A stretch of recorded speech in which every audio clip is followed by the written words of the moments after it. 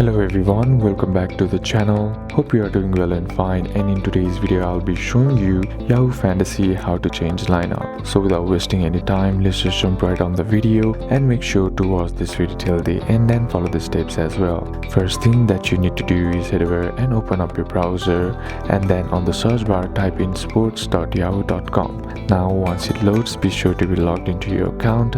Now once you are logged into your account, here on the top you'll be getting a tab. What you need to do is select the league among the tab. Then once you are there, then navigate to team.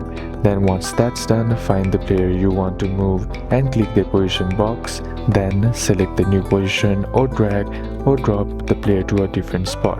Then click submit to save your lineup changes. So these are a couple of steps that you can apply, and that's it for today's video guys.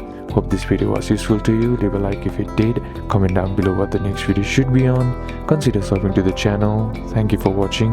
Bye bye.